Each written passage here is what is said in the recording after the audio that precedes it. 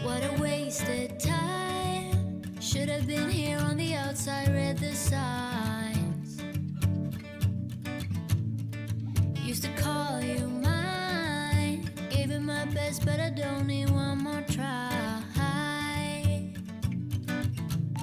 Cause, baby, I'm all out of hope. Could I find it when I go? Think we're only here to stay alive now. Funny, we ran out of kicks. Now you only make me sick. Think we're only here to stay alive now. Cause I know what a waste, what a crime, what a fucked up time, and I should go. So I take what I can and I toss it in the car. Drive away down the highway. I can't. Ayan, mga syalak! Nakakaloka. Good morning sa ating lahat. Isang nakakalokang morning to everybody, mga syalak.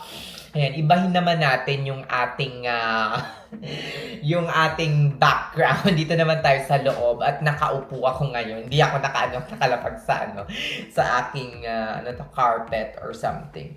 But anyway, good morning sa ating lahat. Thank you so much at andito na naman kayo. Parati kayong nakasuporta. Parati yung pinapanood yung aking vlog. Though sometimes ay medyo may kaanuhan na. Hindi rin natin maiwasan na sometimes meron talagang maiinis, you know, sa mga vlog ko or masasaktan or matatamaan sa mga videos ko.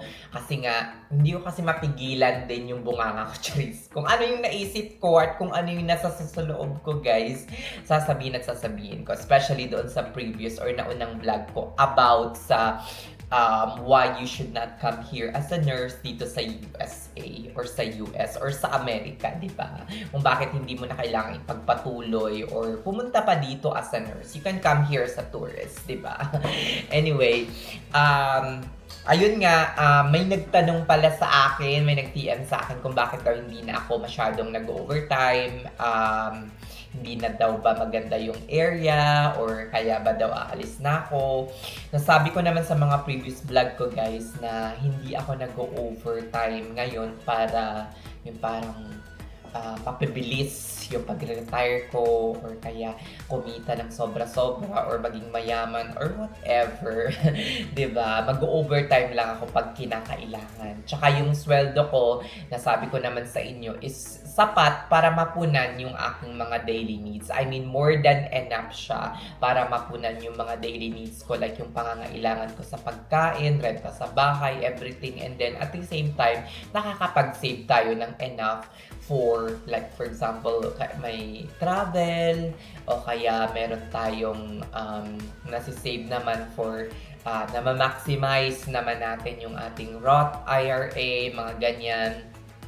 'Di ba? So, at least, 'di ba, kahit hindi nag-overtime is nakakapag-save naman tayo. So, yun yung reason kung bakit hindi ako nag-overtime. And at the same time, mas pinapahalagahan ko ngayon yung pahinga, 'di ba? Pero kung may chance na parang maano talaga ako, yung parang mabored talaga ako dito sa bahay or wala na akong magawa talaga kung hindi mag-overtime lang, yung parang na-stress talaga ako dito, why not, diba? Pero for now, gagamitin ko muna yung time na to para makapag-relax, makapagliwaliw, give time for myself, and itong mga nakaarang araw din, lalo na kahapon, yung 1 day duty lang nga ako no? Yung napagitnaan ng off ko and then 1 day duty and then off na naman.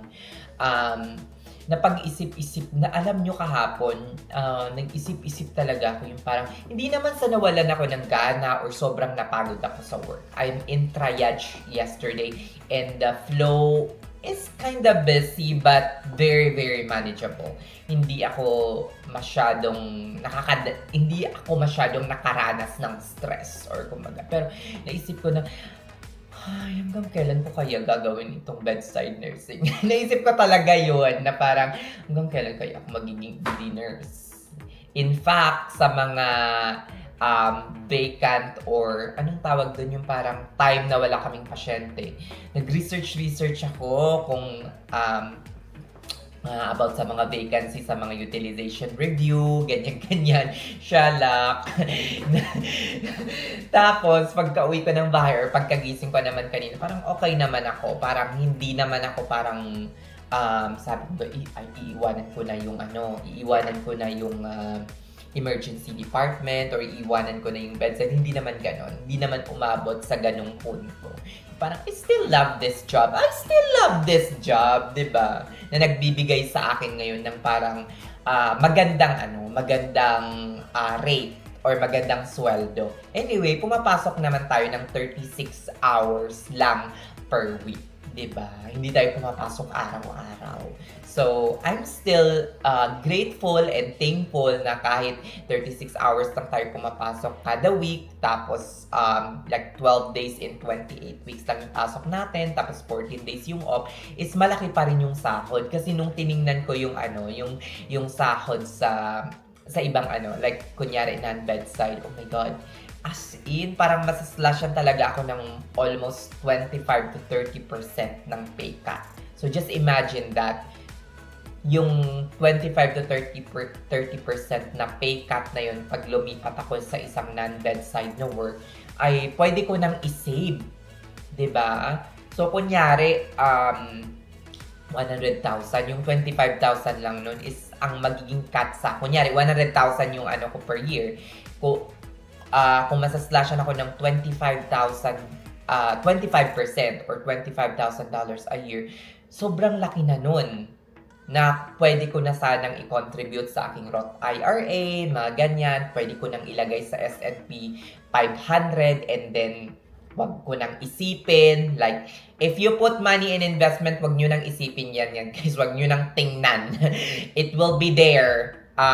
It will be there for the rest of like 10, 20, or 30 years. Bahala na yan mag-grow and so on and so forth. Kaya nga sabi ko sa inyo, bago kayo mag-invest sa Roth IRA, bago kayo mag-invest sa mga, anong tawag dito, mag-invest sa mga S&P 500, ay wag muna kayong mag-i-invest doon hanggat wala kayong strong emergency fund, wala kayong matinding savings, and you should build your foundation first before you invest into something. So once it's all stable, whatever happens or whatever money you contribute in that specific parang investment like S&P 500, parang baliwala na lang sa inyo. Bonus na lang yun. Keme na lang, di ba? So, mas magiging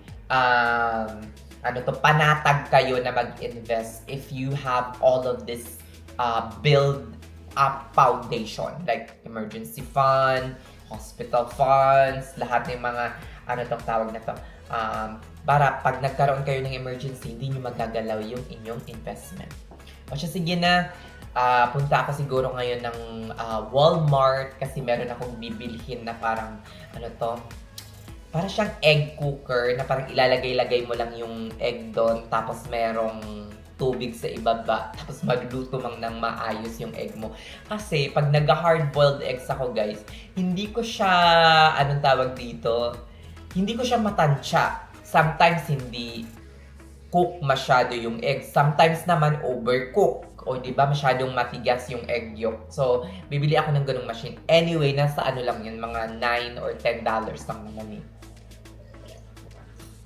Medyo malayo yung Walmart sa amin dito. Around siguro mga 7-10 minutes. I mean, hindi siya malayo, pero compare sa kung gaano kalapit yung Kroger tsaka yung Costco, mas malayo yung Walmart sa amin. O siya, sige na. Dara na. And then after nun, pupunta na ako ng gym. Siya lang. Muna ako, glilinis muna ako dito, and then isasalang ko yung labahin ko while I am cleaning. Siya, sige naman. Mamaya na lang, shalak. Daily vlogging na ito, na lang, yung parang, kwentuhan kung anong meron ako dito, guys, kung ano yung na-experience ko, kung anong ginagawa ko. Pasensya na, it will not be like a very informative vlog or yung parang, topic-specific vlog. yung ano lang, kung anong meron ako dito. So, bahala na kayo kung gusto nyong i-watch. Ako pa rin, it's up to you. Sabi nga nila, you can always unsubscribe to my channel if you don't like my... Mga shalak! Kung hindi nyo gusto yung ano, personal. Oh, sino ka dyan? Shalak. Ayan, nandito na tayo, guys. Sa labas, kasi pupunta ako ng Walmart para bumili ng ano, amino energy ko or yung pre-workout ko. Grabe ang init. Yan na natin dito. Ay, grabe ang init ngayon, guys. Okay naman yan. Char. Ang init ngayon sa loob ng kotse ka, nakakaloka. Wala kasi dun sa may ano, sa may dahon-dahon or sa ano to, tree, under the tree. Dito ko pinark. Tamad na kagabi. Shala. Kung ano lang yung nakita ko dun na. Yun na yun. Punta na ako ng Walmart ngayon para bumili ng amino energy ko. And at the same time, bumili ng ano to, yung parang egg cooker or egg maker na gusto ko. And then after that, daan tayo ng Panda Express. Kasi hindi pa ako makain. I mean, hindi pa ako nagla-lunch. Let's see. Paminsan-minsan kapag tinatamad na ay di na ako nagluluto.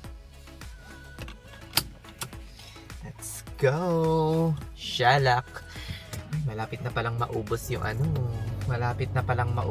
aking gasolina. Meron pa namang 80 miles or pero mga nasa 25% or 30%. Whew, let's go na. Medyo hindi naman siya mainit. Hindi na siya uminit. Ay, ayokong buksan yung aircon. Ang init. Ang init ng boga. Let's go. Yan guys, nahanap ko na yung hinahanap ko. Ito siya. At nag-iisa na lang siya. Shalak.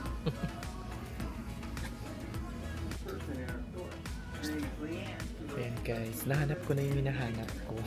Shalak. Nakakaloka. Kaso parang hindi pa ako kontento. Parang gusto ko pang waldasin yung mga pera ko. Charis, joke lang yun. Paris na tayo. Punta na tayo ng cashier. Shalak. Uy, may ano pa dito. May macharap. Shalak. Ayan guys, kakabili ko lang ng ano. Hindi pala siya ano, $8. Putang ina. $12 para tos wala pa yung tax. Naging 13. Shalak. Kala ko $8 lang. Pero okay na yun. Sabi ko nga, hindi ko natatansya masyado kung luto na or hindi yung itlog. Shalak. Much better na to. Ilalagay mo na lang and then kapag tumunog na yung alarm, it means, ayun, luto na yung itlog. Daan muna ako ng Panda Express para bumili ng ng food, guys. Shalak, let's go na. Pak. 7 minutes or 10 minutes drive lang naman from here. Tapos dadaan tayo ng Panda Express. It will be like 5 minutes drive siguro and then after that, diretso na ako ng gym. Hindi na ako babalik ng bahay. Lord. Panda rin natin. May gasolina pa ba tayo? Ayan, 70 miles na lang. Shalak. Pagkatapos kong mag-gym, magpagas ako. Doon na ako magpapagas sa BP. Bakit ako hindi nagpapagas sa Costco? Lord. Sabihin ko sa inyo yung dahilan. Charis, joke lang yon. Shalak! O siya, sige na. Dara na. Ay, meron palang malapit na Lowe's dito. Hindi pa ako nakakapasok dyan ever sa my Lowe's. Meron bang membership dyan? Shalak. Meron ding Aldi pala na malapit dyan. Grabe, napaka ng lugar na to, no? Yung apartment ko, napakalapit sa lahat. Aldi, Lowe's, Walmart, Costco, Kroger, Myers, you name it. Shalak. Pero sabi ni Jackass, basura. Siguro yung apartment basura para sa kanya. Shalak, no? OMG. Yan, dito na tayo guys. Shalak. Sinang natin yung salamin natin. Nakabili na ako guys na imbis na bumili ako ng yung parang bigger plate ay bigger plate, yung parang large na yung parang ulam lang, tapos ulam lang yung kainin ko. Parang hindi siya marami, hindi nila pinupuno. Pero ito guys, $10 yun kasi mga nasa $11 or $12. Ito guys, lang siya, $10 lang siya, pero meron na siyang chow mein, tapos ang dami ng ulam. Diba? May nagsabi guys sa sa previous video ko na nag-comment na parang maganda lang daw dito mag-ipon and then go home for retirement, which is really true. Kasi first and foremost, after ng retirement mo, bababa na yung at your retirement age, hindi ka na nag-work, meron ka pang social security benefits and everything, pero parang napaka mahal na sa kalagayan mo na magstay dito. But if you go home with $3,000 kunyari benefits or earnings every month, which is siguro mga 150 or 200,000, napakalaki na nun. Diba? Kung meron ka lang maski $2,000 a month, napakalaki na yun. Diba? And true, maski nga black nabubuli dito eh. Diba? I mean, no matter what happened, maski sabihin pa nilang parang America is founded by immigrants, but still, yung kultura ng mga puti na parang feeling nila sila yung parang nagmamay-ari ng Amerika is parang mahirap pa ring mahirap pa ring alisin.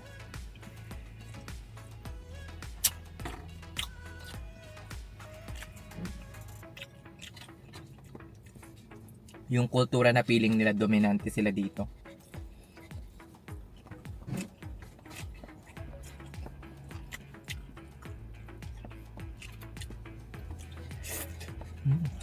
Lalo na dito sa East Coast.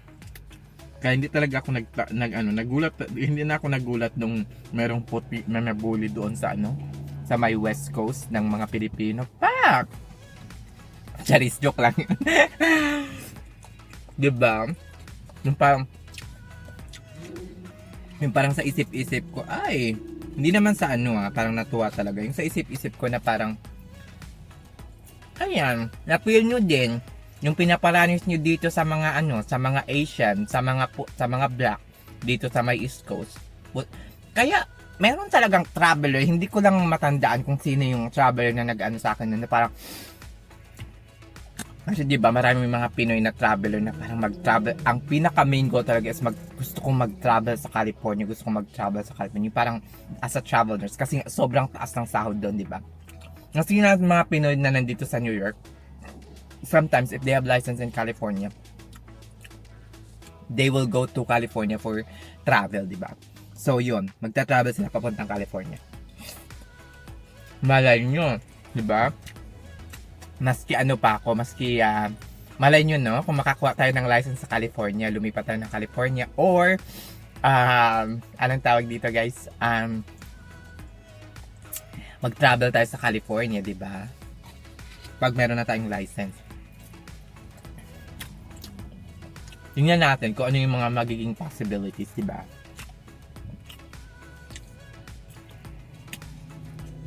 Pero sa ngayon, wala pa. So, munang pumunta ng Texas. Kasi Texas yung nakaplano. But let's see. Ang dami din may kakilala ko na parang, ay naku beshi, ba't ka pupunta pa ng Texas?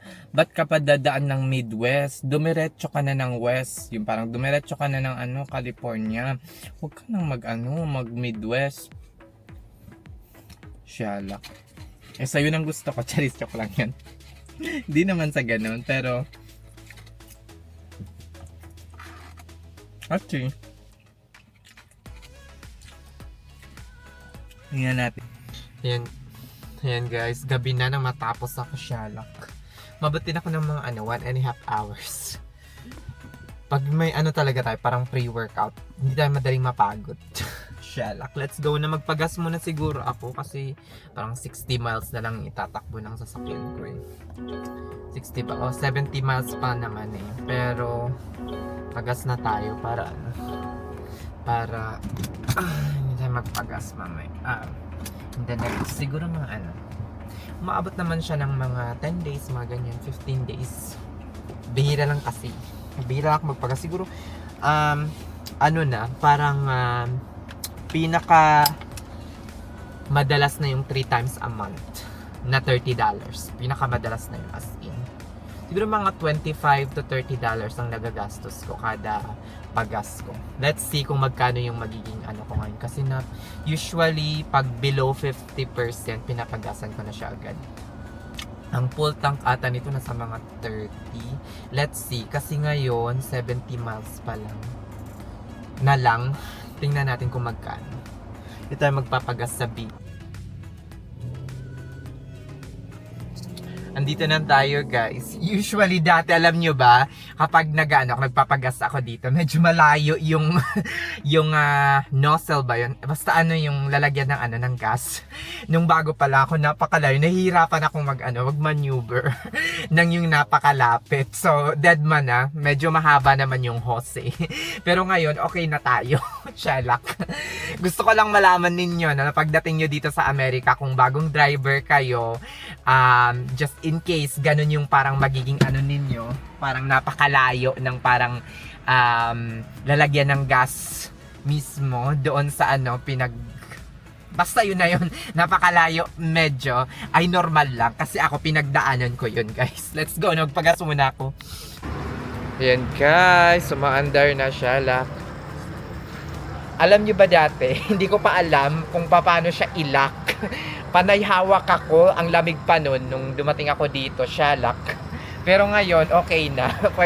Kayang-kaya ko na siyang alam ko na kung paano, kaya no. Ayan, siya lock. Dati hindi ko alam kung paano i-lock yan, nakakaloka, diba? Diba? Mag-ingat kayo guys dito. Baka may mga hold-upper, charis lang. O hindi pa naman ako naka-experience ng ganun. Sige na, tatapusin ko muna yung paggagas ko. Pak, shalak. Ayan guys, shalak. Kakauwi ko lang galing gym. Nagbabasa-basa ako ng mga comment ninyo dito. It's already like 11:30 or 11:40. Maya pa ako matutulog. My bedtime is usually around 2:30 guys. And really appreciate all of your kind comments, yung mga messages ninyo. Thank you so much. Maraming salamat. It really means a lot to me. Yung mga support ninyo in times like this, like yung marami akong pinagdadaanan on my last week here in this job or here in Dayton, Ohio. Thank you so much. Sana ay makwento ko rin sa inyo yung mga pinagdadaanan ko in the past couple of days. Mahirap pero kailangan natin tanggapin na hindi lahat ng bagay, hindi lahat ng tao na dumarating sa ating buhay will stay forever in life. Diba? Tayo nga ay hindi natin alam hanggang kailan lang tayo dito sa mundong ito or talagang forever. Diba? Nakakalungkot lang na merong mga taong ipamumukha sa'yo or ipaparamdam sa'yo na ikaw yung may mali. Kahit hindi mo naman sila piniling saktan or saktan in any ways.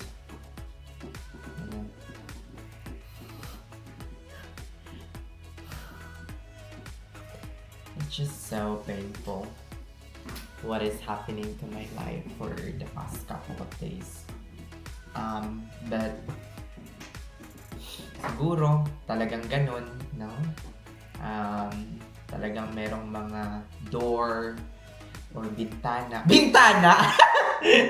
na magsasara, no? Or kailangan ng magsara, or may mga chapter sa ating buhay na kailangan ng tuldukan.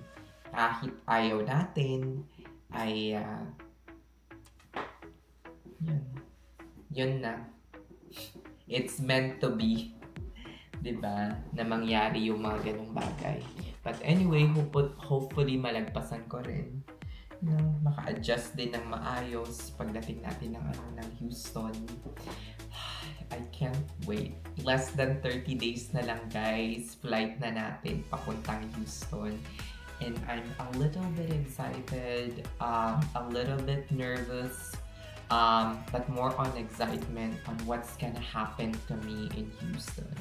Sa mga nagtatanong kung meron na akong trabaho, hindi ko pa masasagot yung mga tanong na yan sa ngayon.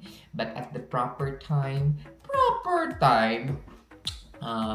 sasabihin ko sa inyo kung ano talaga para merong suspense shala. But I appreciate all of your concern. I appreciate all of your messages to me. Maraming salamat.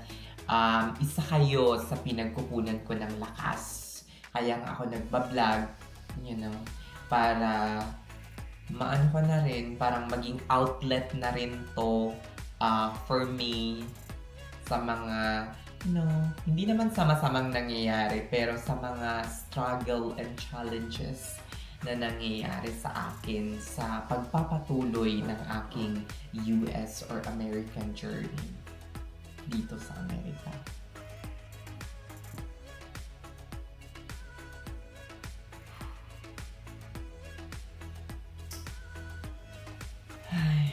It's just so... ko alam kung anong magiging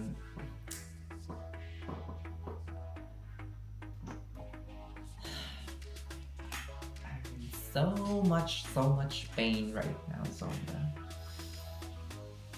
But I am reminding myself to be more strong, to be more patient, and wag nang pahabain yung kwento or patulan yung kwento. Total, paalis na rin naman ako in less than like a month here. So,